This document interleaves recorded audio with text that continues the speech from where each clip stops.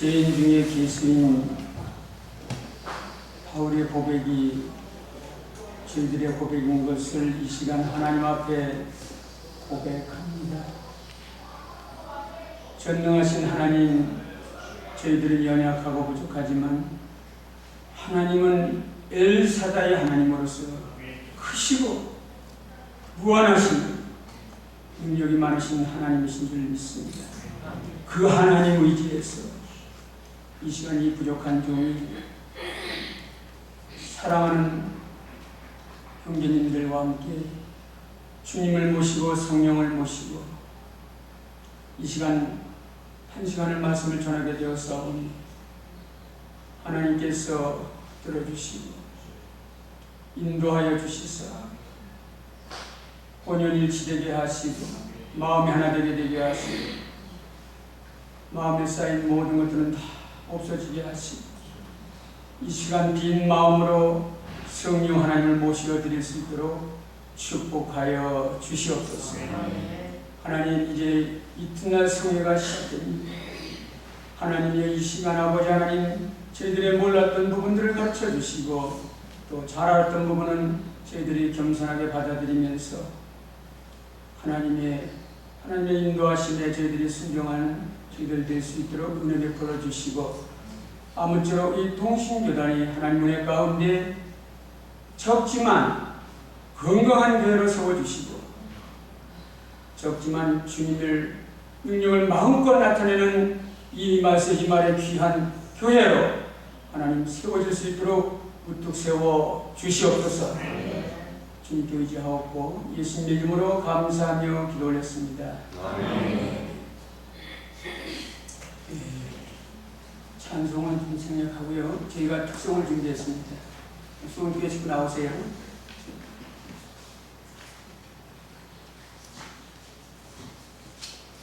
오늘 나오세요.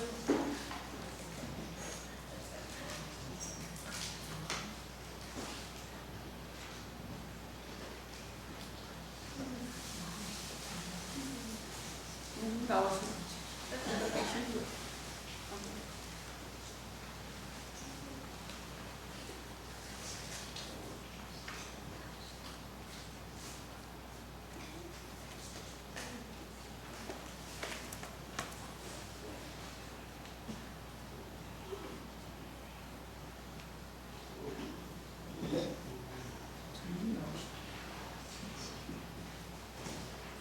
차렷, 경례.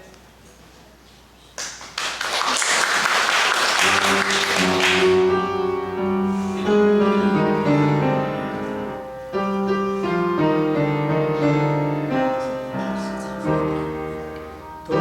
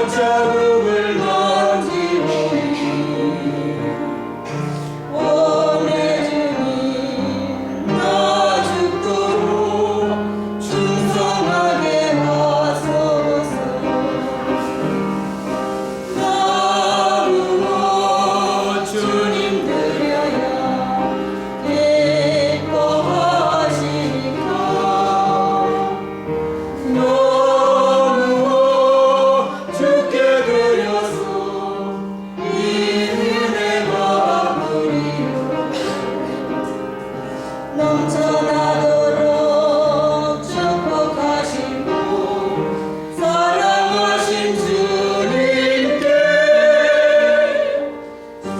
순종하며 주님 것으로 살아가겠사오니 주님 다시 오시는 날 내 이름도 부르소서. 아멘.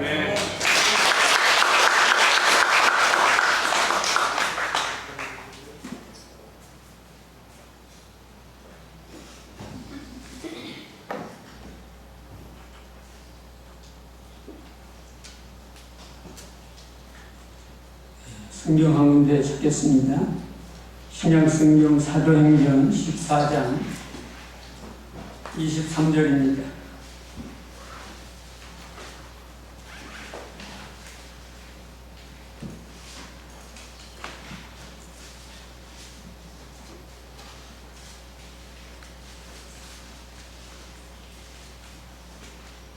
(211페이지) 사도행전 14장 23절입니다. 각 교회에서 장로들을 택하여 음식 기도하며 저희를 그 맡은 바 주께 부탁하고 비시디아 가운데로 지나가서 밤빌리아에 이르러 부온을 버가에서 전하고 아탈리아로 내려가서 거기서 배 타고 안디옥에 이르니 이것은 두 사도의 이룬 그 일을 위하여 전에 하나님의 은혜에 부탁했던 곳이라. 이르러 교회를 모아 하나님이 함께 행하신 모든 일과 이방인들에게 믿음의 문을 여신 것을 고하고 제자들과 함께 오래 있으니라.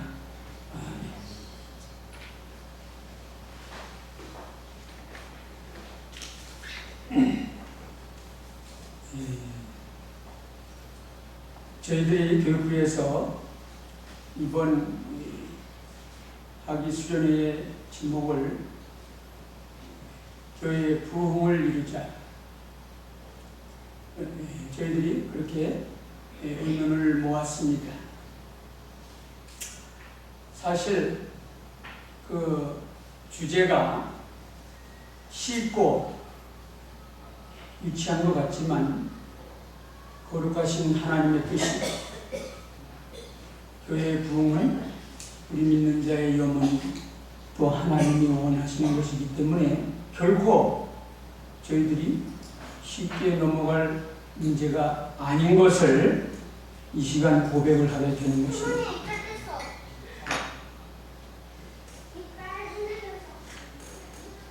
교회의 부흥을 이루자 이렇게 제목을 정하고 서울의 조영민 목사님과 이천의 전철 목사님과 저와 세 파트로 나눴습니다. 이번에는 그러면 교회 부흥을 이루자는 그 메시지에다 초점을 교회에 집중해 두자. 여러분 이걸 아시고 오늘 말씀을 들으셔야 됩니다.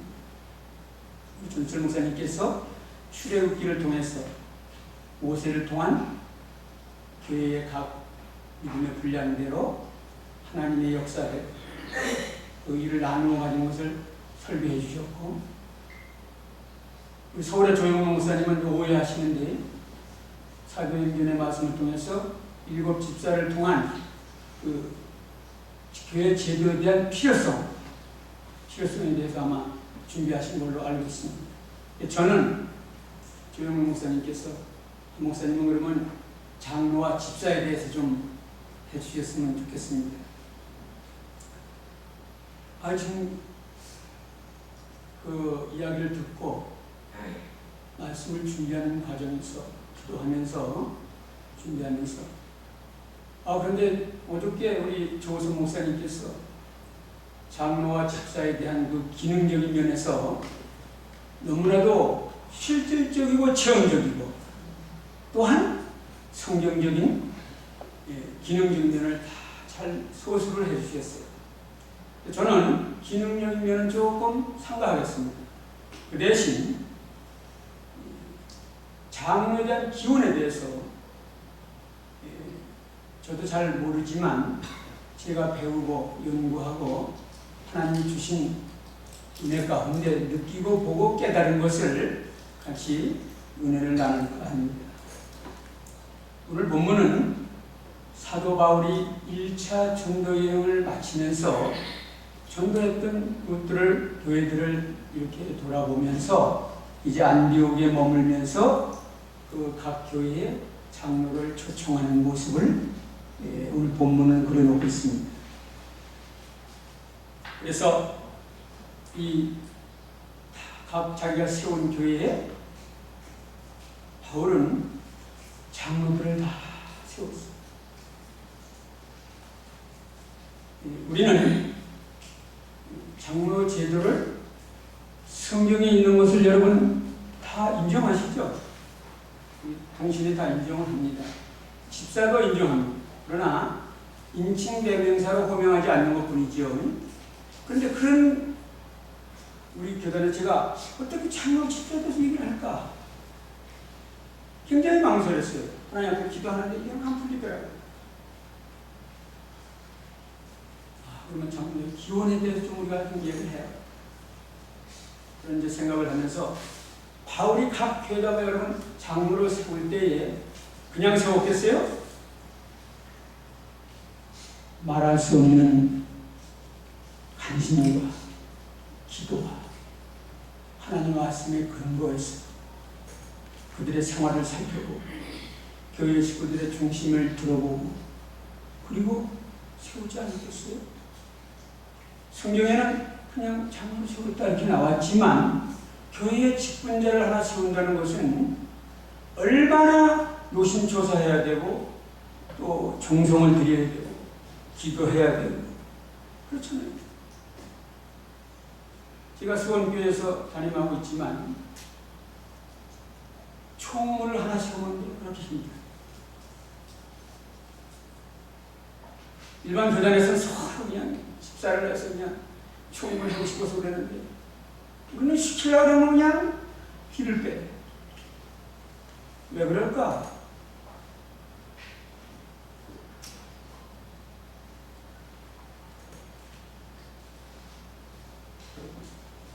2000년 서울은 안 그럴 줄 믿습니다. 서로 헬라르죠?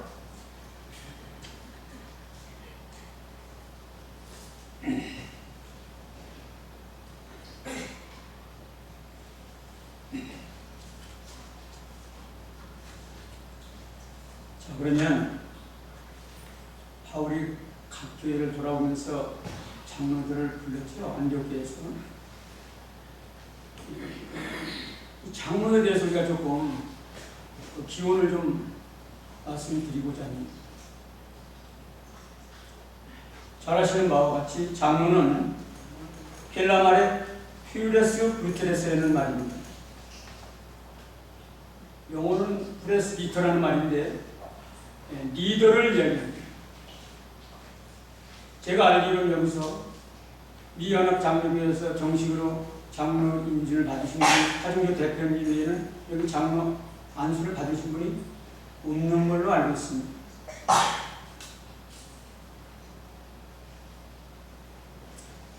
자, 그러면 우리 동신에는 장로를 세우진 않지만 장로격으로 일하면서 교회를 리더해 나가는 사람은 있어요. 근데 확실하지 않죠. 제가 한 2년 전에 신학교 2, 3년 전이에요. 신학교 한 대학원 2학년 때인데 동신의 원로님을 찾아갔습니다. 찾아가서 한 2시간 장로 문제에 대해서 독대를 한 적이 있어요. 같이. 이름은 제가 해서 밝힐 수 없습니다만 그분이 마태복음에 있는 말씀을 이렇게 딱 저에게 성경을 대시면서 우리는 예수님 안에서 형제자매야. 장로 꼭 세워야 돼. 안 세워도 잘 되어 나가는데. 그때 저는 철부지라 아니 성경에 장로 제도가 있는데 왜 안 합니까? 그리고 제가 무리하게 우리 선배님한테 이렇게 대든 그런 기억이 납니다. 그런데 쭉 연구를 하면서 생각해 보니까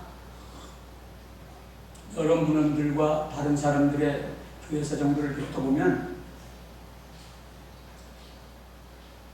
장로는 교회에 기둥으로 세워져 있습니다.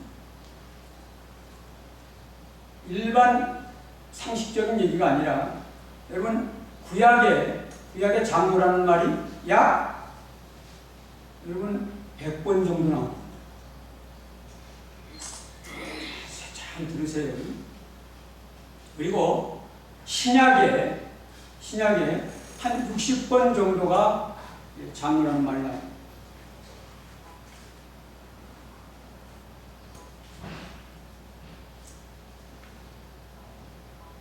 이 성경에 나타난 이 피레스 디프러스라고 하는 리더, 이 장로라고 하는 것은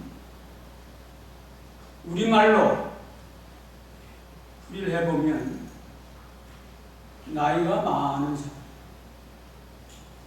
인생 경험과 경력자, 신앙, 오래한 사람, 또 수염이 난 사람, 존경할 만한 사람, 이렇게 해석이 됩니다.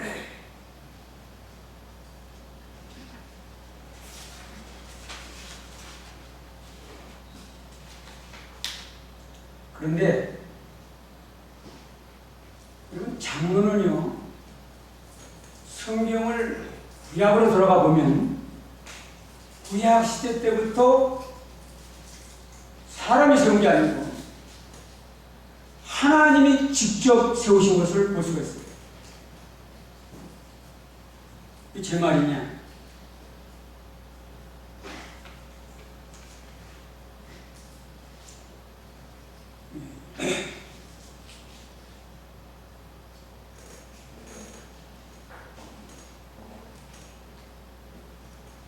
그렇지 않습니다.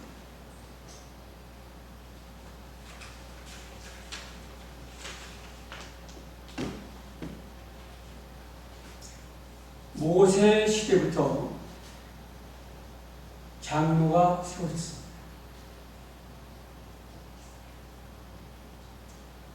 그 당시 원시 시대의 이 시족 사회거든요. 우리가 신학적인 용어로 족장 시대거든요. 아브라함과 이삭과 야곱의 대를 거쳐서 쭉 족장 시대로 이어질 때, 이때는 대가족인데 대가족 가운데 연장자는 그 시족을 대표해서 가족을 대표하는 자가 됐습니다. 그래서 히브리인들은 사회와 종교 행사에 있어서 꼭 가족의 어른, 즉 가정을 하나님처럼 존경하고 귀하게 여겼습니다. 여러분, 가장의 권위는 구약에서 절대적입니다. 창세기 18장 12절도 나옵니다만 장로이면서 가정의 아버지이죠. 특별히 이 부족 국가에서 국민을 대표해서 히브리 공동사의 권위적인 존재입니다. 그래서 요셉 시대의 애국과 바로의 궁중에서도 장로가 있었어요. 여러분, 이스라엘만 있는 거 아니에요? 그래서 지도자의 역할을 했고 이스라엘의 장로가 있어서 지도적 권위를 가지고 그룹별로 나타나요. 한 사람만 장로 세우는 게 아니라 70인까지 세우는 것을 성경에서 우리가 볼 수 있어요.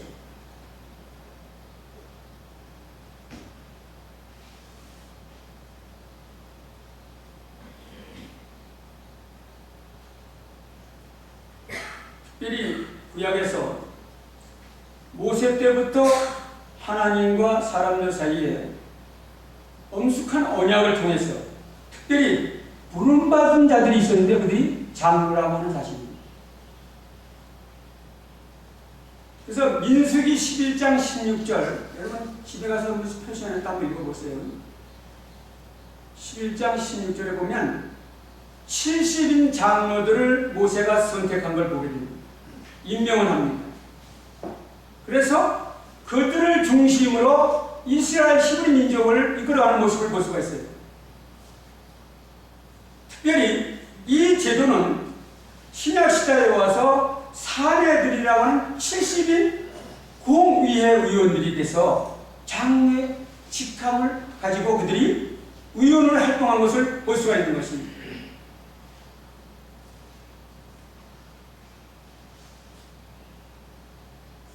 그래서 민수기 11장 16절에 보면 여호와께서 모세에게 이르시되 이스라엘 노인 중 백성의 장로와 유사되는 줄을 내가 아는 자 70인을 모아 데리고 해막 내 앞에 이르라. 거기서 너와 함께 서게 하라. 이 장로들을 세우기 전에 이스라엘 민족이 불평불만합니다. 무슨 불평을 하냐? 야 모세야, 야 맨날 그 똑같은 맨날 만나만 주냐? 성경 잘 읽어보면요, 이스라엘 민족이 처음에 서리 같은 둥글고 흰 만나를 하늘에서 하나님이 내려주실 때 뿔 섞은 과자 같았더라 그렇게 나옵니다. 그런데 민수기 11장 8절에 가보면 그때는 여러분 입맛이 변해요. 기름 섞은 과자 같았더라 이렇게 돼요.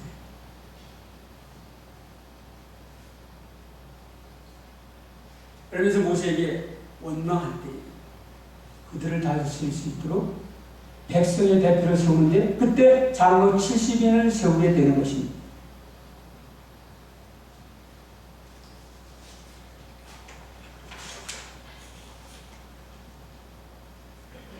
이것이 제가 오늘 아침에 다 깜짝 놀랐어요. 모세가 세운 줄 알았는데 하나님이 여호와께서 말씀하시되 그렇게 나옵니다. 장로는 여러분 민중의 대표인데 이 리더를 우리는 교회에서 우리가 그냥 꽁꽁으로 생각하잖아요. 좀 신앙생활 오래 했으면 원로지 뭐 대표지 뭐 그런 우리가 생각을 가지고 있거든요. 그런데 그것이 물론 오늘날 장로교 쪽에서는 교인 25인 이상에서 한 사람씩 장로 세웁니다만 하나님의 명령에 의해서 세웠다고 합니다. 그리고 민수기 17장 21절부터 25절까지 쭉 나가다 보면 제가 또 오늘 아침에 또 놀란 게 하나 있어요. 모세에게 내렸던 신을 70인에게도 신을 내렸다 이렇게 나옵니다. 하나님이 장로를 일하시는 사람을 세우되 하나님이 그들에게 성령을 줘서 이거 하나님의 영을 줘서 하나님의 일을 감당할 수 있도록 부어주신다. 제가 이 두 가지를 오늘 아침에 있다가 깜짝 놀랐어요. 그래. 하나님이 세우시고 하나님이 능력을 감당할 수 있도록 주의 영을 통하여 변화시켜서 하나님의 사람으로 쓰는구나.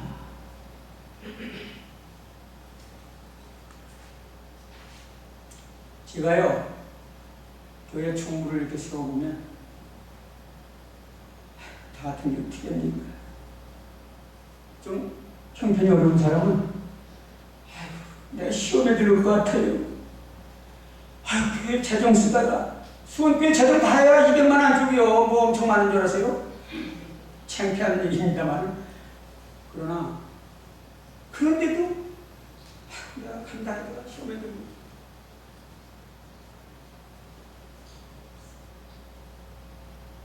여러분 하나님의 일은요 내가 하는 것도 착각을 하기 때문에 그렇습니다.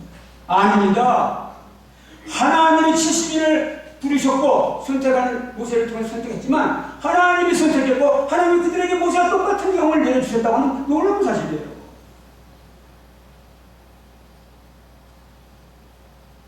제가 흔히 잘하는 설교 때 잘 써먹는 말입니다만 무슨 일을 하든지 지극히 적은 일이라도 교회 일은 죽게 하듯 하라 합니다.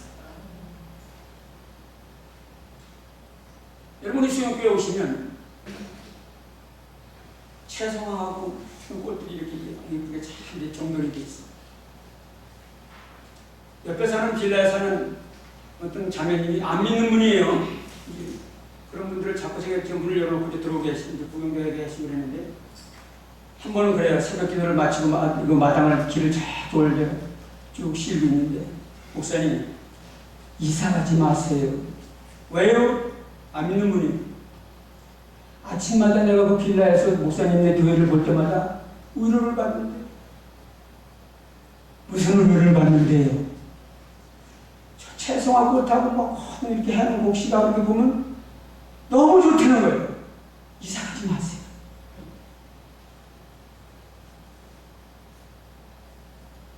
그럼 우리는요, 예수 믿으시오. 전도하는 것만 전도로 생각하잖아요. 그런데 채송화 꽃 하나 내가 죽게 한 듯해서 참 갈구고 지내다니면서도 그냥 안 지내다니요. 잡혀 있으면 꼭 보고 그렇게 해서 교회를 갖고 오는 거예요. 그러니까 안 믿는 분들이 봤을 때 너무 좋게 생각해요. 여러분 그게 우스운 것 같지만 안 믿는 사람들 다 보고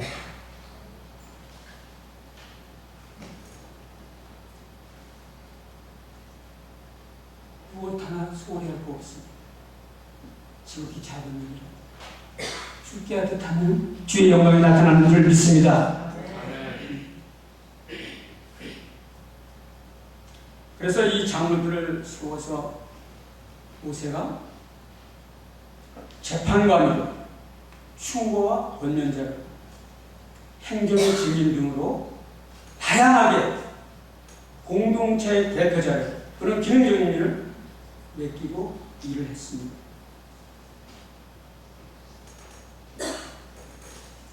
그래서 이스라엘 히브리 그 마을에는 모든 마을에는 장로들로 구성된 단체가 있었다고 해요. 그래서 이스라엘 사람들에게 깊이 뿌리내린 비정치적인 종교단체가 됐어요.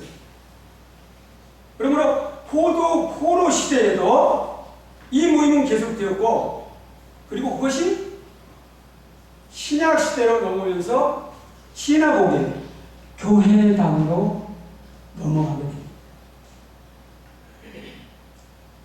그래서 여러분 이 제도가 70인 장로 제도가 구약 시대 때부터 시작된 것이 신약 시대에 와서도 예수님 당시에도 사내들인 70인 우연이라고 하는 우회가 있었어요. 계속 계승된 사실을 역사적인 사실을 통해서 배우게 되는 것입니다.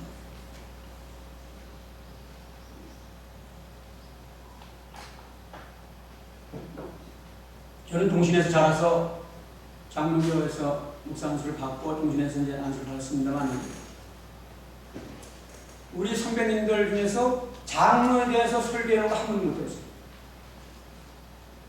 제 나이 지금 59세인데 교회 직분에 대해서 설교하는 거 글쎄 좀 우리 하 대표님 오시고 몇 번 들었는데 그렇게 많이 듣지 못했어요. 집사 못 들었어요.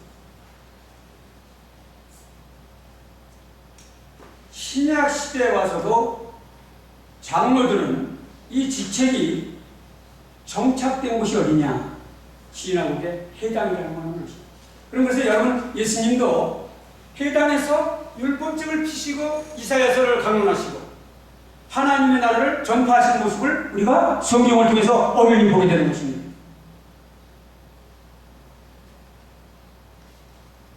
회당은 주로 집회나 또는 공동체 교구를 의미하는 낱말로 구약 성경에는 이러한 낱말은 없지만 신약 성경에는 여러분 모이는 장소, 예배 교훈의 집 이런 의미로 낱말이 사용되어졌어요. 이것이 대표적인 것이 사도행전 6장 9절입니다. 그래서 회당의 요소와 공중예배의 모습을 포로 시대 때 엿볼 수 있는데 그 후에도 이 모임은 계속 그렇게 형태가 내려와 있었습니다. 그 주전 2세기부터 회당은 바리새파주의의 율법 보존 운동으로 인하여 크게 발전해가지고 예수님 당시에도 예루살렘에는 480개의 회당이 있었다고 하는 사실입니다. 그래서 민족의 종교 교육과 율법 교육을 해당해서 실시했어요.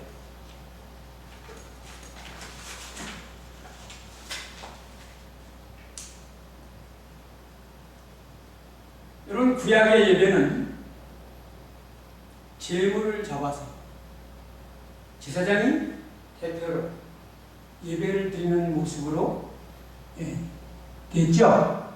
그래서 제사 제도에 의해서 제사장에 의한 예배를 드리게 됐어요.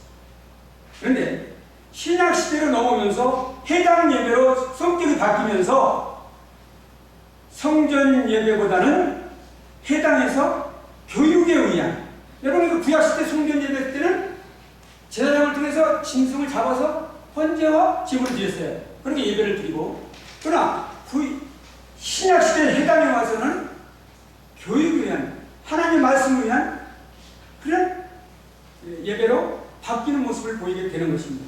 이때 해당해서 장로들로 구성된 그러한 장로들을 특별히 해당해서 말씀만 가르친 것이 아니라 재판장 역할도 했고 또 최고 관리자로서 율법 교육도 했다고 합니다.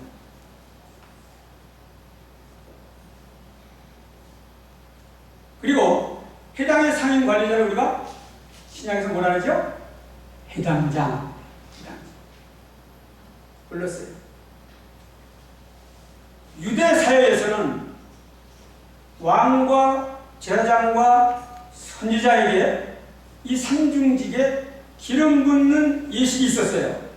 그런데 장로는 여러분 성경에 장로에게 기름 부을 때는 나왔어요? 있어요, 없어요?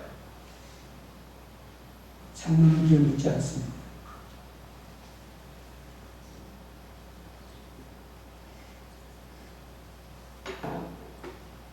유대교의 장로제도는 유대교의 제도였으나 기독교 단체가 이걸 우리가 도입을 해서 오늘날 장로가 있는 것입니다. 그래서 초대교회의 모습을 보니까 사도 바울은 각 교회에서 장로를 세워가지고 교회를 조직했어요. 우리는 그래서 일반 교회 안에서 장로나 권사나 집사들 그 제도를 우리는 보면 뭐라 합니까? 교파를. 그죠? 우리는 그런 거 없어. 잘 들으셔야 돼요. 여러분, 믿음은 성경적이래야 돼요. 언제나 우리의 믿음의 권위는 성경적이어야 돼요. 예를 들겠습니다. 예수님이 제자들을 데리고 식사집을 가게 됐어요. 그런데 거기에는 무식쟁이들, 예수님의 제자들하고 바리새인은 그 당시 당대의 완전히 율법 박사들입니다. 성경 능통한 사람들이에요. 12시, 3시 하루 3번씩 9시 기도하는 사람, 11조 꼭 바치는 사람, 나는 세례하고 다른다고 주장하는 사람들. 그런데 예수님의 무식쟁이 제자들하고 바리새인들하고 쭉 이렇게 앉아서 식사를 해야 되는데 예수님의 제자들이 배가 고픈 거예요. 그냥 떡을 먹습니다. 그러니까 바리새인들이 예수님에게 질문합니다. 선생님, 아니 손을 씻고 음식을 먹어야지, 응? 그래 먹으면 어떡합니까? 그 당시 바리새인들은 613가지 구약의 토라를 추가해서 엄격한 율법의 기준을 세운 사람들이거든요. 거기에 손을 씻지 않고 먹으면 안 돼요. 정결예식에서 어긋나. 예수님이 오히려 제자들을 두둔하시면서 바리새인들에게, 야,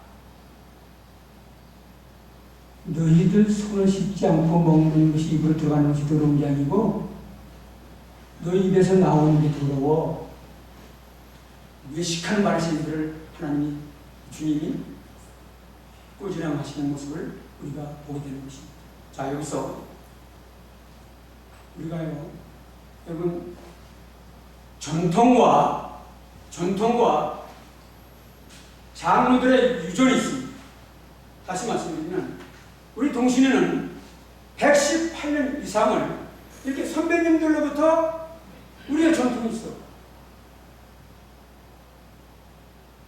장로가 안 썼죠. 우리 전통이 있습니다. 그러면 지금 우리가 오늘날 성경의 중심에서 제가 지금 말씀드리고 있는 원래부터 봤을 때 장로 제도가 이게 성경적이다 그러는 거예요.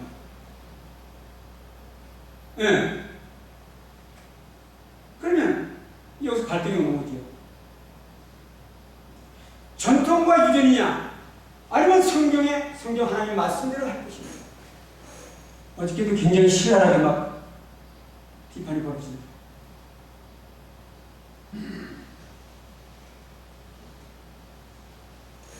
이따도 이제 서로 시간이 있습니다.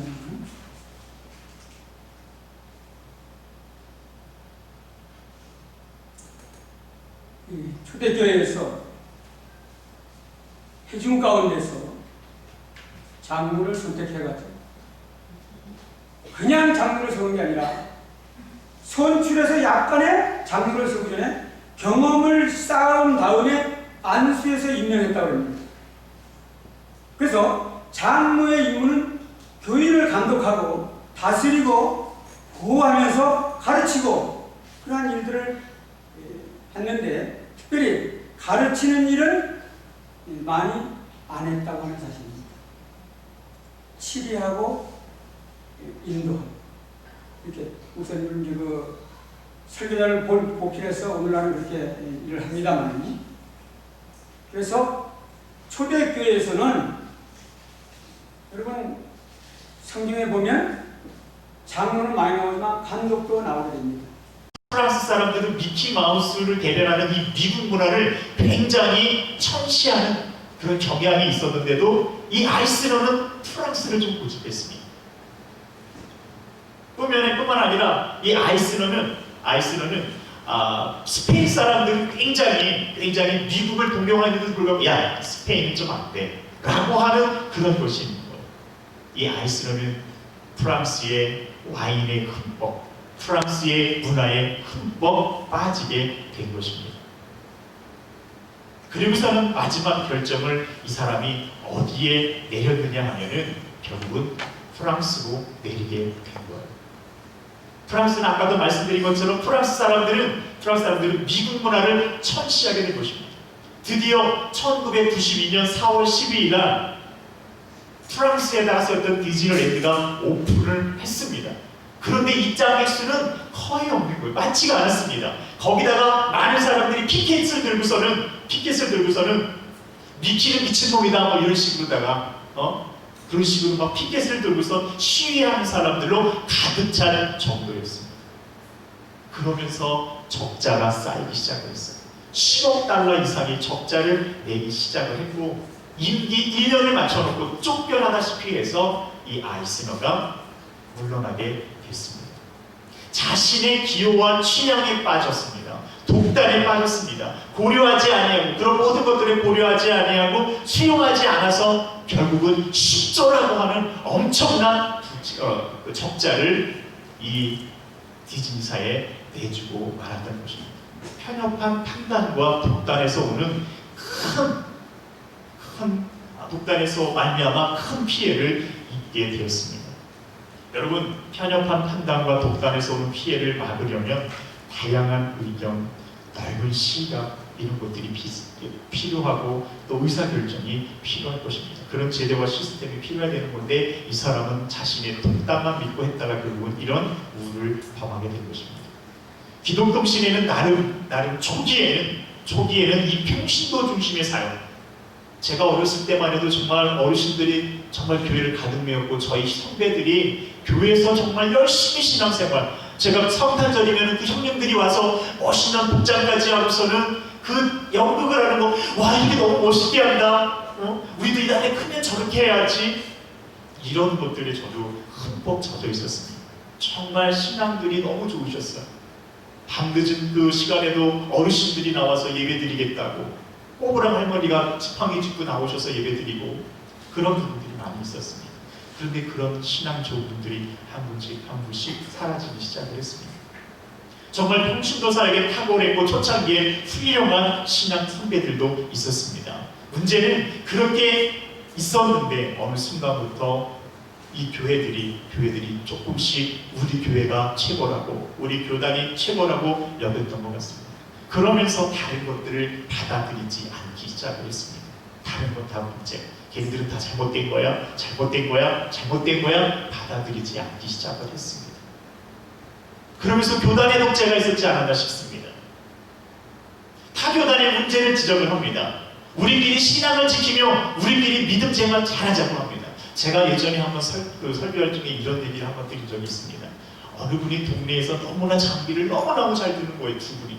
이 사람들이 이 지역에, 그 지역에 있는 사람들을 다 선발할 정도로 너무나 잘 됐습니다. 그래서 그 두 사람이 이런 생각을 했습니다. 야, 우리는 이 대한민국에서 장비를 잘 다루는 사람으로 우리가 좀 거듭나야 되겠다.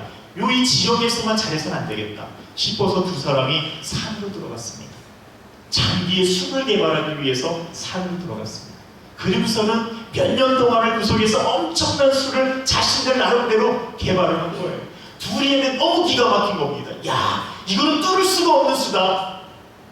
더 이상 뚫을 수가 없다라고 완전히 만들어 갖고 와서 이제는 우리가 대한민국을 제패할 수 있어 라고 생각을 하고서는 나왔습니다. 나와 갖고서는 이제 장기를 두기 위해서 이제 우리 처음서부터 다시 올라가자. 그래서 그 지역을 잘 두는 아이들과 장기를 뒀습니다. 그런데 어떻게 됐을까요? 지고 말았습니다. 어미들의 장기에 지고 말았습니다. 두 사람이 꼭꼭 따라들고 자기들끼리 아는 수만 왔다 갔다 하다가 결국은 최고인 줄 아는 거예요. 결국은 두 사람 어린 아이들에게도 장기를 지고 말게 됐다는 것입니다. 여러분, 기독 동시대만의 성을 쌓기 시작하면 안 됩니다. 말씀의 주가 아닌, 아까도 좀 우리 토론 주간에 말씀이 나왔습니다. 우리 한유성 목사님도 말씀하셨죠.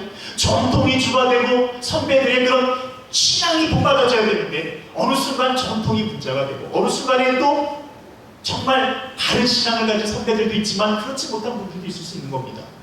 또 물론 그 신앙이 좋은 분들도 있지만 어느 때는 좋은 부분도 있지만 어느 부분에서 그렇지 못한 부분도 있을 수 있는 것입니다. 그런데 그런 것을 내세워서 우리의 성을 꽉 닫아 걸기 시작을 했습니다. 여러 의견이 제시됐다는 얘기 저도 들었습니다. 우리 교단의 살 길은 이겁니다. 이렇게 좀 해주시면 안 되겠습니까? 그러나 꼭꼭 닫아 걸기 시작을 했다는 것입니다. 그러면서 시간이 흘러 사람들이 점점점 나이가 들어서 돌아가셨고 세상을 떠나셨고, 그러더니 또 사람들도 이제 하늘로 가지만 또 옆으로도 빠지기 시작을 했습니다. 다른 교단으로 많이 가기도 했습니다. 하나둘씩 교회가 비어가기 시작을 했고 젊은이들도 사라지기 시작을 했습니다. 그러더니 어르신들만 모이는 교회로 변하더니 지금의 상황을 우리 교단이 받고 있는 것입니다.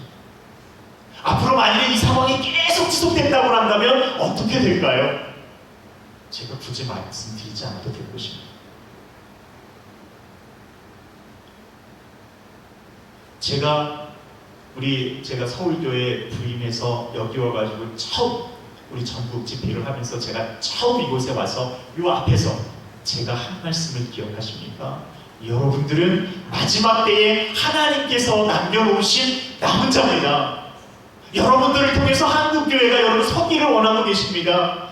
여러분들을 통해서 이 교회가 부패하고 있는데 여러분들이 깨우기를 하나님께서 원하십니다. 나이가 많다고? 아닙니다. 나이가 많아도 여러분들을 통해서 세상이 변합니다. 제가 그런 메시지를 던졌습니다. 여러분, 우리가 깨어나야 합니다. 깨어나야 합니다. 여러분, 교회라고 하는 것이 무엇입니까? 에클레시아입니다. 에클레시아는 세상으로부터 구별된 무리라고 하는 뜻입니다. 거룩한 모임이라고 하는 것입니다. 구원받은 성도들의 모임인 것입니다. 그런데 그 성도들이 만일에 교회를 이루어야 되는데 교회에서 없어진다고 한다면 에클레시아가 없어지는 거지요. 하나님의 교회가 없어지는 것입니다.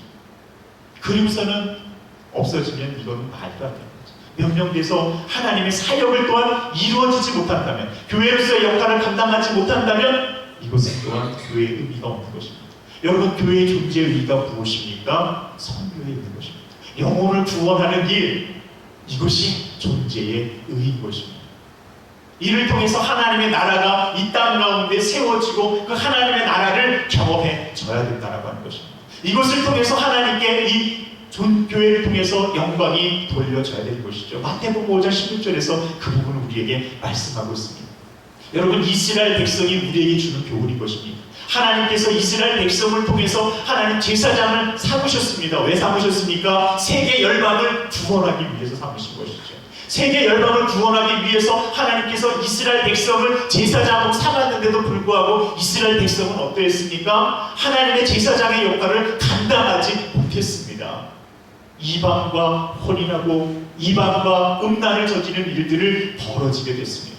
결국 그들은 하나님께 버림을 받아서 포로 생활을 하는 그런 삶이 이루어지게 된 것입니다. 그리고 그것이 결국은 이제는 하나님께 예수 그리스도를 통해서, 성령을 통해서 교회를 만드시게 되었다라고 하는 것입니다. 여러분, 하나님께서 이 마지막 때 이제 여러분들을 통해서 사역을 하길 원하십니다. 마치 작은 것 같지만 여러분 한 명이 일당 100을 할 수 있습니다. 나이가 지금 80이 넘었는데 어떻게 그런 일을 할 수 있을까요? 저는 못하지요. 나이가 많으신 80 노인네는 할 수 없으나 그 안에 계신 성령님께서는 하실 수가 있는 거지요. 우리가 그 하나님을 믿기 때문에 이 자리에 있는 것 아닙니까? 내가 그 하나님의 능력을 믿지 못한다고 한다면 여기에 무엇을 앉아있겠습니까? 80이 돼도 성령께서 그를 붙잡으면 그 막대기 같은 인생이 놀라운 역사를 일으킬 수가 있는 것입니다. 우리가 이렇게 약화된데 여러분 너무 안타까워하지 마십시오. 이제부터라도 우리가 나갈 수가 있는 것입니다. 우리가 이제부터라도 하나님께서 원하시는 길로 갈 수가 있는 것입니다. 그러기 위해서 좀 하나님이 원하시는 것들을 우리가 무엇인가 성경을 통해서 발견을 해 나가야 되는 것이지요. 그것이 필요한 것입니다. 그것이 필요한 것입니다.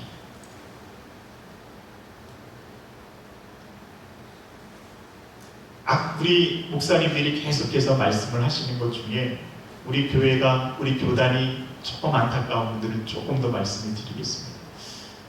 어느 순간에 보면 예배가 의식적으로 흐를 수 있습니다. 그것은 우리 교단만은 그렇지 않습니다. 타 교단도 예배가 의식적으로 흐를 수 있습니다. 여러분, 그렇기 때문에 우리 교단의 예배가 아주 능력이 없다고 생각하지 마십시오. 예배 드리는 자가 어떻게 드리냐가 중요한 것입니다. 여러분들이 예배를, 정말 살아있는 예배를 우리 하나님께 온전히 드린다고 한다면 다른 거 어떤 거 중요하지 않습니다. 여러분, 지금부터 예배가 먼저 살아날 수 있도록 각 교회 가셔서 이번에 집회 때 여러분 통성기도를 조금씩 한 것 혹시 느끼십니까? 일부러 그랬습니다. 여러분, 교회에서 이제 기도해야 합니다. 우리 아까 최명렬 우리 후재님께서 앞에서 우리 그 기도가 약합니다. 기도해야 합니다. 라고 하는 말씀입니다. 아까 예레미야 33장 3절의 말씀을 들어서 부르짖으라 말씀을 하셨습니다. 이게 쉽지가 않습니다. 그럼에도 불구하고 기도해야 합니다. 어느 때 한번 보니까요, 묵상 기도하는데 제가 감정이 있는데 호흡 소리가 들리는 것 같았어요. 보니까 정말 그분이 묵상 기도하면 자고 있더라고요. 제가 깨우고 싶었는데 차마 깨우지 못했어요. 여러분, 묵상 기도 좋습니다. 그러나 함께 기도할 때 소리 내서 한번 간절함을 가지고 기도했으면 좋겠습니다. 여러분들 그래 전도도 해야 됩니다. 전도. 우리가 오늘 이번에 첫부터 어떻게 선언합니까? 전도합시다라고 우리가 선언하고 나갑니다. 이거 각 교회에서 이제부터 이번 집회 내려가면 부흥될 때까지 계속 외쳐야 합니다. 전도합시다. 만나면 전도합시다. 어느 순간에 그게 몸에 배는 거예요. 이게 직분자를 만들어 가는 겁니다. 여러분, 그런 부분들을 조금씩 채워 나가는 거죠. 그리고 지역을 위해서 봉사해야 합니다. 지역을 위해서. 어려운 분들 많이 있습니다. 고통당하는 분들 많이 있습니다. 예수 믿는 사람들이 그분들 외면하면 아니 되는 것입니다. 우리가 그분들을 위해서 우리 스스로 봉사해야 됩니다. 그리고 무엇보다 교육을 해야 합니다. 교육. 하나님의 말씀이 어떤 것인지 바르게 알아야 됩니다. 바르게 알아야 됩니다. 여러분 인터넷을 두들겨 봤는데 제가 전에 우리 그 서울중학교에서 좀 말씀을 드렸던 것 같은데 저희 그 후배 목사가 있습니다. 후배 목사가 제가 여기서 사역을 서울교회에서 한다고 그러니까 그러세요 목사님 제가 찾아뵙겠습니다. 그리고 저한테 온다고 우선 왔어요. 근데 오기 전에 이미 이 목사님이 검색을 했습니다. 도대체 이 목사님이 어디서 왔나 들어보지도 못한 건데 어느 교단이야 검색을 했습니다. 그랬더니 딱 뜨는 거예요. 어머나 구원파랑도 연결이 돼 있네요. 와서 들은 겁니다. 예. 인터넷만 두들기면 우리 교단이 어떻게 연결되어 있는지 다 나옵니다.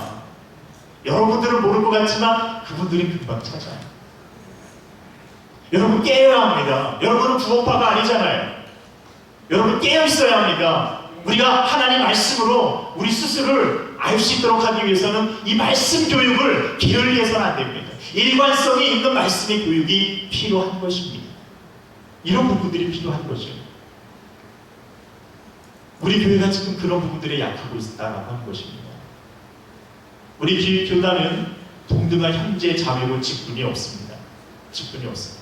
여러분 이게 좋은 것 같지만 어느 부분에서는 좋지 않습니다. 여러분 어느 순간에는 뭐 저 형제가 하겠지. 예전에는요 제가 아는 분들은 자신이 뛰어다니는 걸 봤어요. 어느 분이 제가 어렸을 때인데 제가 초등학교 한 3학년인가 5학년, 4학년 그 정도 됐는데 어느 젊은 분이 저 멀리서 걸어왔다는 거예요. 거기서 충청도에서 걸어오셨어요? 걸어왔다는 거예요. 그 복음을 위해서 걸어 다닐 정도로 집회를 위해서 걸어 다녔던 분들입니다. 또 우리 최춘선 그 할아버지 잘 얘기 아실 겁니다. 전도를 위해서는 앉아있을 수가 없는 거죠. 맨발로 다녀야 되는 겁니다. 우리 그런 믿음의 선조들이 있거든요. 예. 그런데 어느 순간 평신도 사역 속에 있으면서 우리가 젖어 있으면서 나태해지기 시작한 거예요. 내가 안 해도 저 사람이 할 거야. 내가 안 해도 돼. 내가 안 해도 돼. 이런 곳이 되고 말았습니다. 내가 해야 되는 게 아니라 저 사람이 할 거야가 되고 임원이 할 거야가 될 수도 있는 것입니다. 평신도 사역이 때로는 중요합니다. 요즘에 다른 교단에서는 평신도 사역이 굉장히 활발하게 진행이 되고 있습니다. 그런데 그 평신도 사역은요 그냥 형제자매로서만 사역을 하는 것이 아니라 직분자를 통한 사역을 굉장히 활발하게 이루어지고 있다라고 하는 것입니다. 그 사역이 지금 활발하게 이루어지고 있다라고 하는 것이죠. 여러분 이런 것들을 우리가 알고 있어야 된다라고 하는 것입니다. 그리고 이 직분을 통해서 많은 사람들이 서로가 굉장히 연합되는 부분도 있고 열심히 일하는 부분도 있는 것입니다. 우리 교단에서 제가 직분이 없기 때문에 굉장히 좋다고만 말씀하실지 모르겠지만 여러분 바깥에서 여기 들어오면 굉장히 생소하게 느껴집니다. 이상하게 느껴집니다. 그리고 또 어느 때 보면 이거 뭐야? 이거 무슨 성경에도 없는 이상한 말씀을 하시면서 직분 얘기를 그런 걸 무슨 총무님이라고 하는 것도 같고 무슨 원로님이라고 하는 것도 같고 이상한 용어를 쓰시네? 이런 용어도 있습니다. 처음 들어보는 분은 깜짝 놀라요. 근데 연세 많으신 분들 아버지가 아들이 아버지한테 형제님이라고 그럽니다. 이 사람 형제인 것 같은데 부모님 같은데 형제님이라고 그러네? 처음 들어오는 분은요 굉장히 생소하고 굉장히 부딪힙니다. 여기 이상해. 저는 아직도 불신이 넘으신 분들에게 장애인 이렇게 하면 굉장히 제가 부담스럽습니다. 쉽지가 않습니다. 근데 이 안에 있던 분들은 그게 편하겠지요. 예. 근데 다른 분들은 그렇지 않을 수가 있는 것입니다. 또 그런가 하면 이 속에서는 마치 이런 생각이 할 수 있을 것 같아요. 인력이 없고 전부 다 형제 자매이기 때문에 아무 문제가 없이 잘 지날 것 같죠? 그런데 안 그렇더라고요.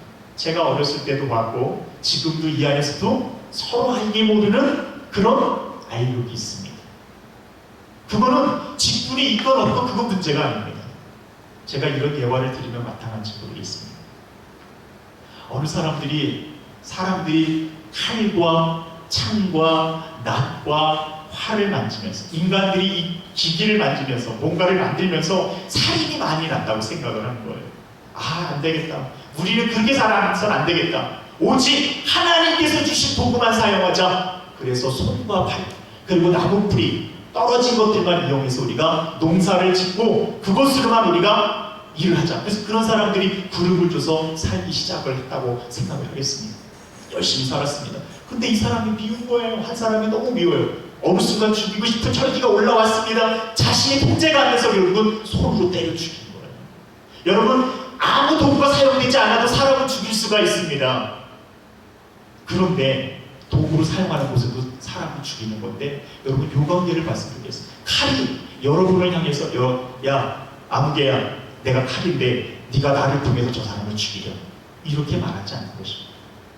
중요한 건 누가 중요한 거냐? 사람이 문제인 거지요. 도구는 문제가 안 되는 겁니다. 도구는 악한 게 아니에요. 사람이 그것을 사용하는 이 사람이 약하기 때문에 그게 문제가 되는 것입니다. 하나님께서는 이 교회가 움직이도록 하기 위해서 하나님께서 도구를 주신 거지요. 그 도구가 무엇이냐? 때로는 장로일 수 있습니다. 때로는 집사일 수 있습니다. 때로는 목사일 수 있습니다. 중요한 건 그것이 쓰고 있는 사람이 문제인 것이지. 그 사람이 악한 사람이면 그 도구를 악하게 사용하는 것입니다. 중요한 건 그거라고 하는 것입니다.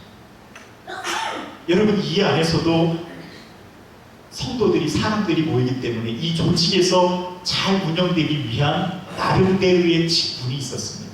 여러분, 그 직분을 이제 성경에 나온 직분으로 바꾸자라고 하는 것이죠. 그 직분, 그것이 필요하지 않을까라고 생각을 하는 것입니다. 여러분, 그 직분들이, 그 직분자들이 교회의 부흥을 이끌었다는 걸 혹시 아십니까? 그 직분자들이 교회의 부흥을 이끌고 나갔습니다. 여러분, 그것을 성경을 통해서 좀 몇 분을 발견해 보기로 합니다. 이 직분에 대해서 먼저 직분의 소중함에 대해서 한번 보도록 하겠습니다. 구약에서는 한 사람만 소개하겠습니다. 왕상 19장 19절로 21절에 나오는 한 사람이 있습니다. 혹시 누군지 아실까요? 왕상 19장 19절로 21절에 한 사람이 나타납니다. 누굴까요? 예? 사무엘은 영광에 나오지 않고 엘리사가 나옵니다. 여기 엘리야와 엘리사가 나옵니다. 하나님께서 엘리야에게 말씀합니다. 엘리야야, 너 저기 있는 엘리사에게 네가 이제 그 사역을 감당할 수 없으니 네 것을 대신해서 주어라. 이렇게 해서 이 엘리야가 엘리사를 찾아갑니다.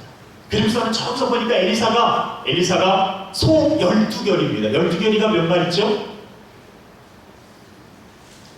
12결이면 몇 마리일까요? 네? 24마리 맞습니다. 한 결이에 2마리씩. 여러분, 지금 엘리사가 24마리의 소를 끌고 있는 밭을 지금 갈고 있는 거예요. 생각을 해보세요. 얼마나 클까? 엄청나게 클 겁니다. 지금 그것을 지금 끌고 있는데 거기에 엘리야는 조금 그걸 주기 시작했지 뭐 에라 물에다가 겉옷을 툭 던져줍니다. 던져주면 안 돼요. 그랬는데 이 엘리사는 그것을 받고 오씨 잘됐다. 그래서 그걸 내버려두고 그리고 집에 와가지고 한 결이를 잡았답니다. 한 결이면 몇 마리입니까? 2마리. 이 2마리의 소, 밭을 갈다 말고 이 2마리의 소를 잡아갖고 사람들과 나눠먹고서는, 그리고서는 어떻게 합니까? 엘리야를 쫓아가는 거예요. 여러분, 2마리의 소를 잡았다는 것을 여러분 기억을 하셔야 합니다. 2마리의 소. 이 2마리의 소, 나는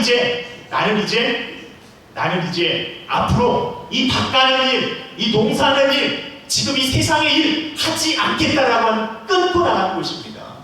직분이 소중하기 때문에, 하나님께서 주시는 직분이 소중하기 때문에 자신은 선지자의 직분을 감당할 거다. 여러분, 당시에 선지자하고 돌이 생깁니까?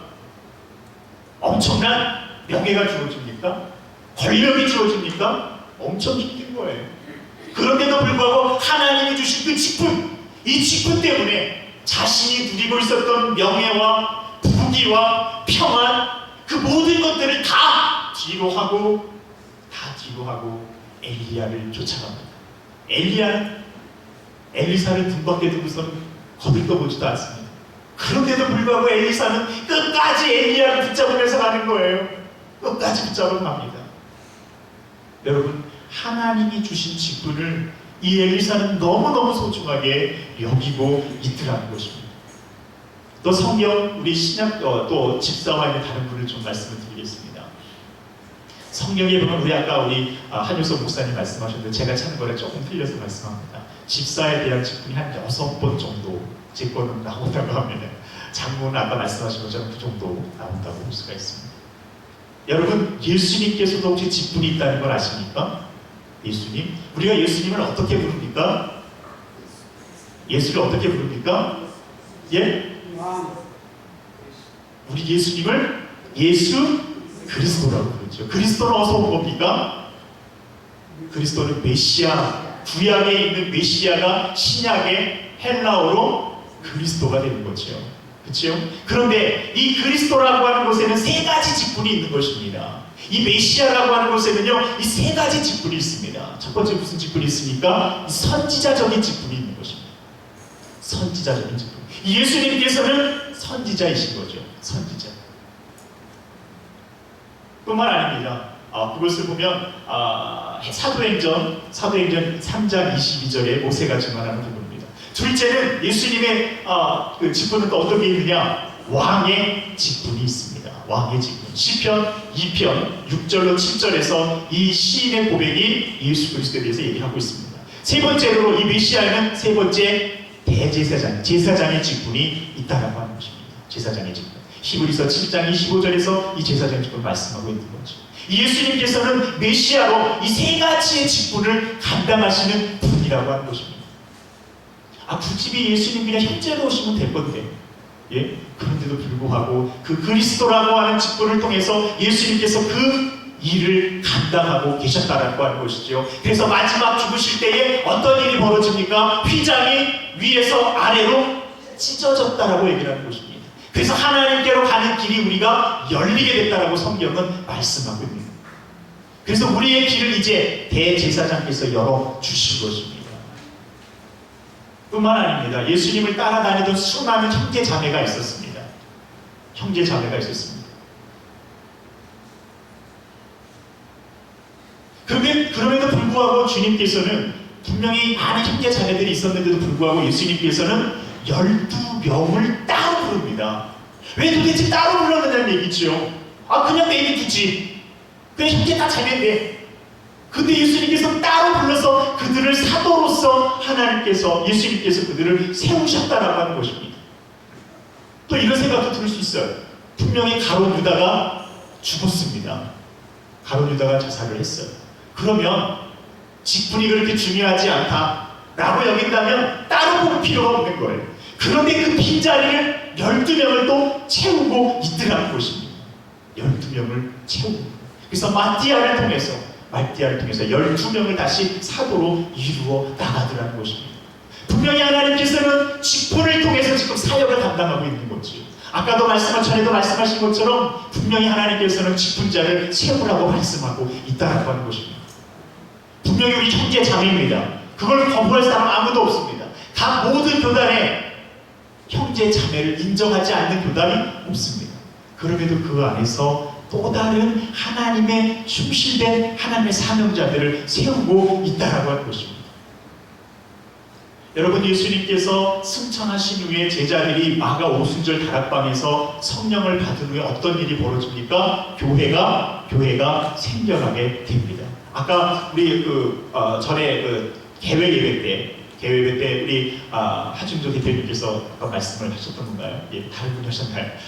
베드로가 그 오순절 마가 다락방에서 성령을 받고 나서 그 이후에 어떤 일이 벌어집니까? 3,000명의 신자가 나타나게 됩니다. 그러면서 예루살렘 교회가 형성되게 되는 거예요. 그리고 그 이후에 또 5,000명의 사람들이 또 예수를 믿는 일들이 벌어졌다고 사도행전에는 기록하고 있는 것입니다. 이 12명의 제자들이 열심히 뛰어다니면서 그 많은 3,000명, 5,000명이 되는 그 예루살렘에 있는 사람들을 막 섬기기 시작을 했습니다. 눈코 뜰 새가 없었습니다. 밥이 입으로 들어가는지 코로 들어가는지 모를 정도로 아마 바빴을 것 같아요. 성경에 보니까 그런 것 같습니다. 야, 이러다가 정말 지쳐 죽겠구나. 안 되겠다. 정말 하나님께서 우리가 정말 이 사도로 세웠을 때는 우리가 해야 될 일이 있는데 이거 못하는 거구나. 안 되겠다. 이거 뭔가 우리 대신할 사람이 필요한 것 아니냐 라고 생각을 한 거예요. 그래서 이 사람들이 생각한 게 무엇입니까? 오늘 본문의 말씀인 것입니다. 제가 좀 서론이 길었습니다. 드디어 본문에 왔습니다. 본문. 예. 생각하는 것이 무엇이냐? 오늘 본문의 말씀입니다. 제가 이 본문에 대해 서울교에서는 미리 조금 성경 공부할 때 설교 시간이 한 것이 아니라 성경 공부 시간에 조금 얘기를 했습니다. 그래서 지금부터는 우리 서울교회 우리 성도님들은 조금 제가 물어보는 질문에 대해서는 좀 대답하지 마시고 다른 분들이 좀 대답을 해주셨으면 좋겠습니다.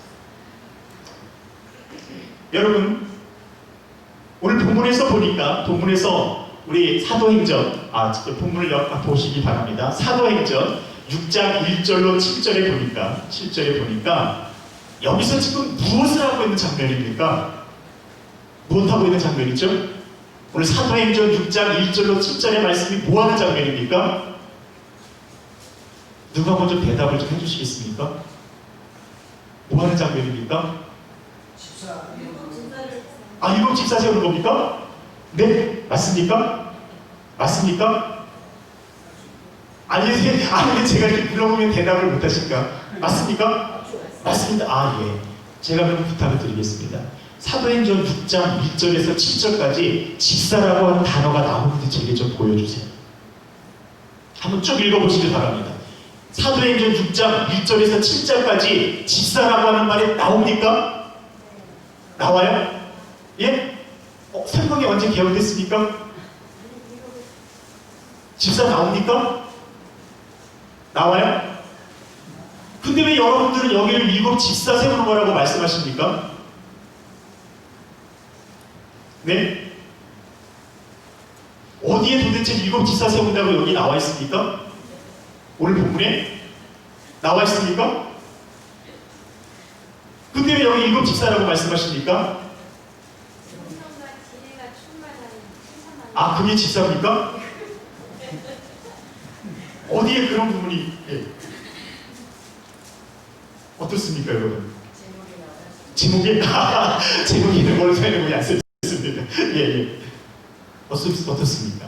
나와 있습니까, 7 집사가? 아니, 직분이 없는 건데 왜 지금 사람들은 직분이 있다고 얘기를 하고 있네요? 이게 뭡니까 도대체? 아마 택한 사람이라고 해서 집사라고 나옵니까? 집사라고 나옵니까? 근데 우리 이 본문을 볼 때마다 분명히 7 집사를 세운 것이라고 표현하고 있습니다. 안수 받으면 집사라고 여기 써 있습니까? 아마 이렇게 말씀하시면 그래, 집사는 필요 없는 거라고 말씀하실지 모르겠는데 제가 그것을 의도하고 말씀드린 건 아니고 우리가 7 집사를 세운다라고 한다면 이게 왜 7 집사가 되는 것인지에 대해서 이게 좀 분명히 알아야 되겠다라고 하는 것입니다. 도대체 여기서 무슨 말이 집사와 연결되느냐를 우리가 봐야 되는 것입니다. 무슨 말이, 어떤 말이 집사와 관련되어 있기에 우리가 여기 본문을 7 집사를 뽑는 것을 우리가 볼 수 있느냐라고 하는 것이지요. 그것은 다른 말이 아니라 그 본문에서 이런 표현이 있습니다.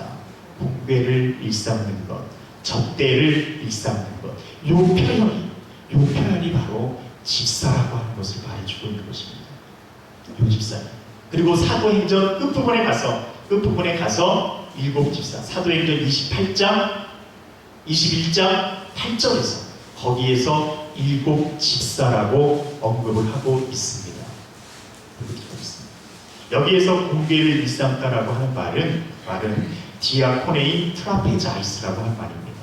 디아코네인 트라페자이스. 아까 디콘이라고 하는 영어 단어를 아시죠? 집사라고 하는 게 디콘이라고 하는 단어인데 이 디아코네인이라고 하는 단어가 섬긴다라고 하는 뜻입니다. 섬긴다. 그래서 디아코네오인데 이 디아코네오가 디아코네오가 이것이 명사형으로 바뀌면서 디아코노스로 바뀝니다. 디아코노스로. 그래서 그것이 집사라고 하는 유래가 되는 것입니다. 그래서 집사는 공궤를 일삼는 것, 접대를 일삼는 것, 즉 쉽게 얘기하면 섬기는 사람이 집사인 것입니다. 물론 이 단어는 때로는 사명자라고 하는 말씀도 씁니다. 예수님께서 이 단어라, 이 집사라고 하는 의미로 쓰인 건 아니고요. 사명자라고 하는 뜻으로 쓰게 된 것입니다. 어떻든 여기에 이 집사라고 하는 뜻이 있는 것입니다. 이 일곱 집사가 세워지면서 교회가 자리를 잡아가기 시작하는 겁니다. 3,000명과 5,000명의 예루살렘 교회에 있는 많은 사람들이 예수님을 믿습니다. 여러분 앞에 있는 3,000명은요, 이 디아스포라가 섞인 3,000명입니다. 당시에 명절이죠. 맥주절이라고 하는 이 명절이 있는 것입니다. 맥주절이라고 하는 명절이 많은 사람들이 와서 있다가 방언하는 것, 이상한 현상이 일어났습니다. 어떤 현상이 일어났습니까? 급하고 강한 바람이 배나가 슉 하고 부는데 이 눈으로 볼 정도일 것 같아요. 많은 사람들이 쫓아오지 않았어요. 이상하다 그러더니 어느 집으로 들어간 느낌이 있었겠죠. 사람들이 쫓아와서 그 집에 모였고 그 들어가 보니 술 먹은 소리처럼 이상한 소리 하기 시작을 합니다. 이 사람들 미친 거 아니야? 술 먹은 거 아니야? 라고 얘기를 하니까 베드로가 나와갖고 얘기를 하는 거죠. 이 사람들이 술 먹은 거 아닙니다. 우리 술 한 방울도 안 먹었어요. 여러분, 이것은 우리 주님, 여러분이 죽였던 그 주님께서 우리에게 약속하신 성령을 받아서, 그래서 우리가 지금 이렇게 방언을 하고 요엘서에 나타난 그 방언을 하고 있는 겁니다 라고 하는 것이죠.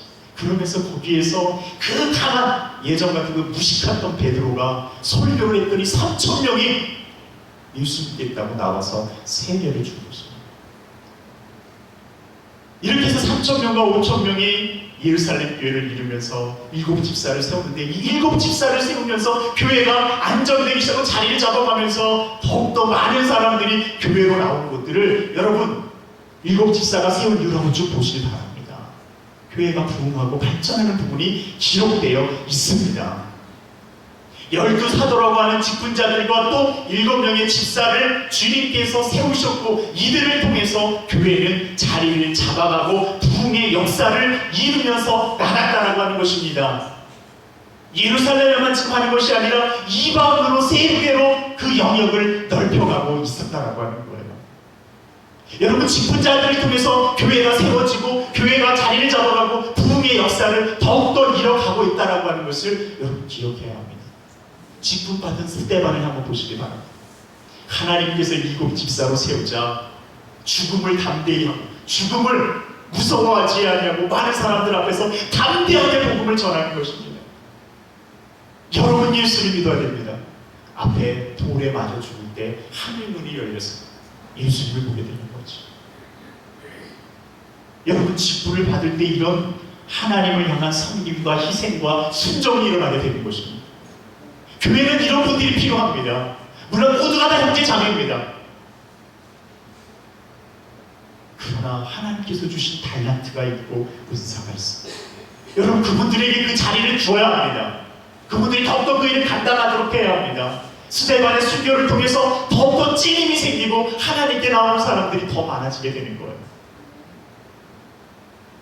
여러분, 빌립 집사가 또한 스데반의 집사의 순교를 당한 후에 박해 가운데 성령의 불씨를 안고 흩어진 성도들을 통하여 전도를 시작을 합니다. 빌립 집사가 사마리에서 전도의 문을 열었고, 그리고 하나 주의 사자가 예루살렘에서 가사를 하면서 그 광야길을 해서 가라고 말씀을 합니다. 그곳에서 애굽의 에디오프레아 내시였던 누구를 만납니까? 간다베를 만나게 됩니다.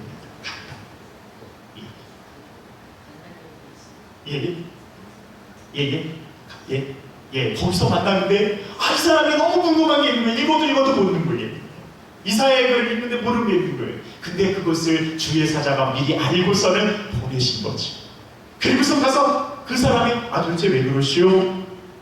내가 글쎄 이것을 읽고 있는데 도대체 이게 누군지를 모르겠습니다. 무슨 도살장에 걸려고 비싸게 얘기를 하는데 도대체 집사람이 누군지를 보내서 너무너무 갑갑합니다. 당신 혹시 아슈? 빌립이 잘렸다. 복음의 기회를 잡은 거지. 전도의 기회를 잡은 겁니다. 그리고서 그곳에서 그에게 복음을 전하기 시작합니다. 그가 세례를 받게 된 것입니다.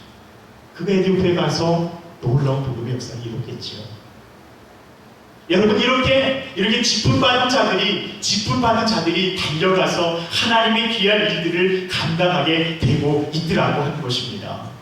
뿐만 아니라 바울을 통해서도 또한 교회가 세워지게 됩니다. 함께 동역했던 엄청난 직분자들을 하나님께서 그에게 허락해 나가십니다. 바울부터 잠깐 소개할까요? 여러분, 바울을 한번 보세요. 바울서 서신서들을 한번 쭉쭉 보시길 바랍니다. 바울 서신서들에 꼭 그가 언급하고 있는 게 있습니다. 무엇을 언급하고 있을까요? 자신의 사도성에 대해서 언급합니다. 예수님의 종인 누구, 사도 누구, 누구의 누구, 하나님의 부르신 종, 사도 누구, 계속해서 그 사도에 대한 얘기를 언급합니다.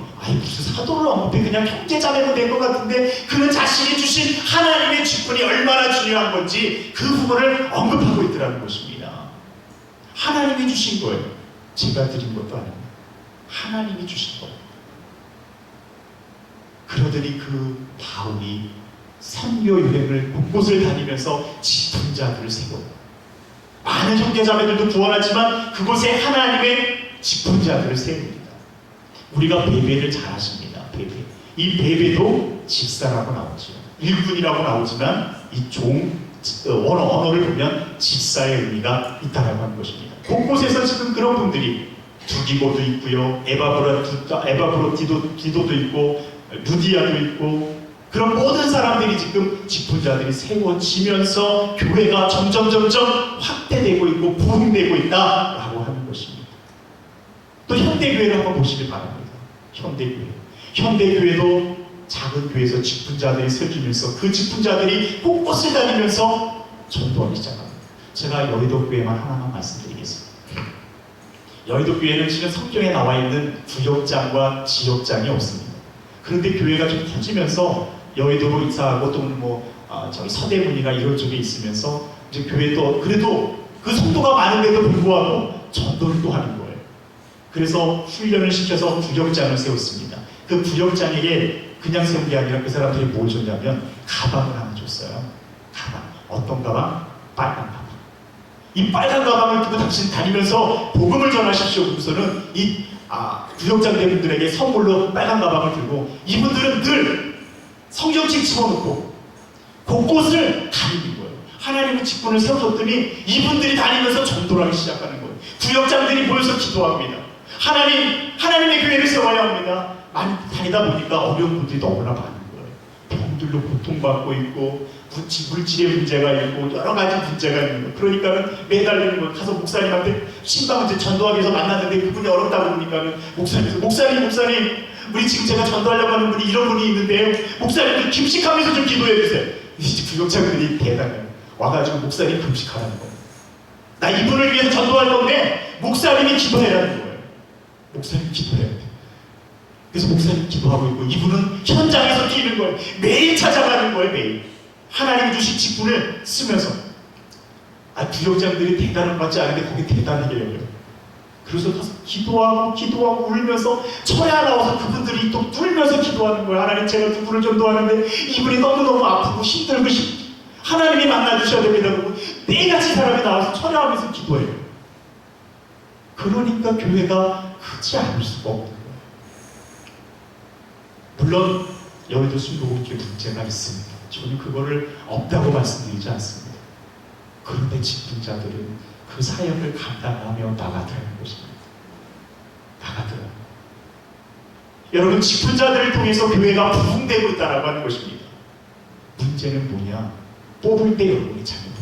아까 우리 조별 모임에서 제가 그것을 언급할까 하다가 제가 말씀드리지 않습니다. 여러분이 직분자를 뽑을 때는요, 기도하면서 뽑아야 합니다. 성령에 의지하면서 뽑아야 돼요. 근데 저 사람 내가 잘 아는 사람인데, 예를 들어서 나의 아내가 권사로 나왔어. 내 아내인데 매일 바가지고 있고 막 집에서 엄청나게 못하는데 그래도 지금 교회 권사로 나왔으니까 내 한 표 아니면 어떡해. 내 한 표라도 찍어줘야지. 여러분 이런 식으로 하면 안 되는 거예요. 그래서 지금 한국 교회가 지금 이렇게 문제가 나타나고 있는 겁니다. 하나님이 주신 도구는요 선한 것입니다.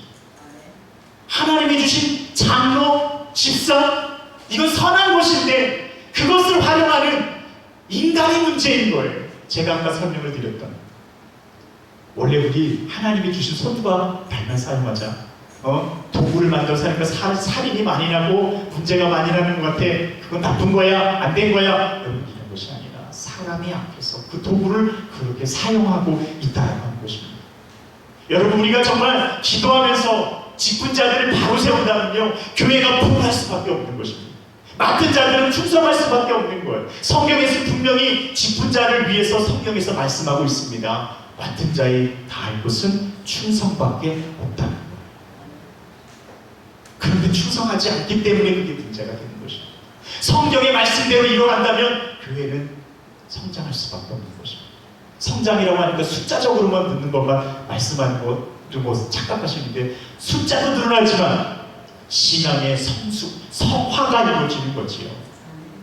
그거 없이 아닌 것입니다. 우리 분명히 알아요.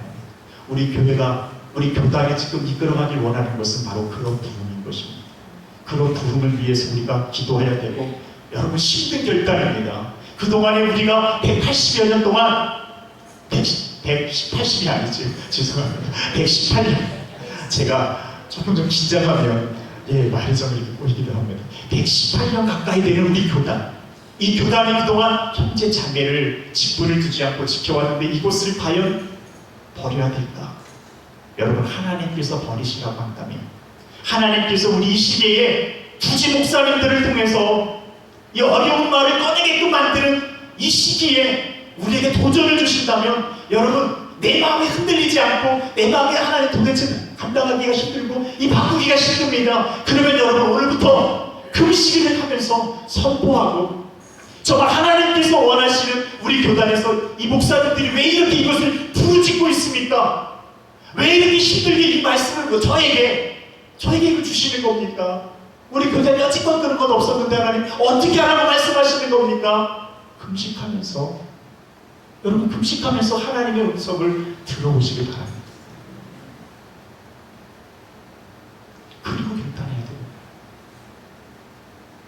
여러분 우리 교회가 이대로 사람돼서는 안 됩니다. 하나님께서 제가 첫 모임 때 와서 말씀한 것처럼 여러분이 하나님께서 계획 가운데 여러분이 남은 자로서 이 마지막 때에 영혼들을 깨우는 하나님의 사람으로 하나님의 일꾼들로 하나님의 사명자들로 사용하기를 원하신다면 여러분이 깨어나야 됩니다. 그 음성을 듣는 자가 들이 있는 자가 들을 때에 역사가 일어나는 것입니다. 여기 계시는 분들이 그 일을 감당할 수 있기를 축원드립니다. 기도하겠습니다. 주신 하나님 감사합니다. 부족한 자가 하나님 이 시간에 말씀을 나눴습니다. 아버지 하나님 우리 교회가 갈 길을 우리에게 말씀하여 주옵소서. 우리 하나님 118년 동안 있었던 것 때문에 우리가 주저하는 것이 아니라 아버지 하나님 우리가 엎드려서 하나님의 음성을 들으며 우리 하나님의 음성을 구하며 우리가 정말 하나님께서 원하시는 것이 무엇인지 우리가 분별하게 나갈 수 있도록 주님 우리를 인도하여 주시옵소서. 나의 마음이 움직이지 않을 때에 내가 기도하며 나갈 수 있도록 주님 나를 이끌어 주시옵소서. 함께하여 주시옵소서. 우리 교단을 통하여서 하나님의 나라를 이 땅 가운데 이루고 좌절하고 시기에 빠져있고 또 어디가 길인지 분간하고 있지 못하는 그 영혼들을 하나님께로 인도하여서 정말 그들을 진리 가운데로 기쁨 가운데로 소망 가운데로 아버지 평안 가운데로 이끌 수 있도록 하나님 여기 계시는 모든 분들을 인도하시고 주장하여 주시옵소서. 가슴을 치며 눈물을 흘리며 우리 교단을 위해서 우리 기도하는 모든 분들 나타나게 하시고 우리가 아버지 하나님 이제 이후와 내일까지 남았습니다. 우리가 결단하고 이제 그냥 올라온 것이 아니라 우리가 목표를 가지고 나왔습니다. 우리 아버지 하나님 또한 우리가 스스로 절제할 것이며 뿐만 아니라 우리가 하나님께서 주신 것들을 잘 이루면서 나갈 수 있도록 우리 하나님께서 우리를 인도하시고 역사하시고 인내할 수 있도록 하나님께서 힘주시고 함께하여 주시옵소서. 예수님의 이름으로 기도드렸습니다. 아멘.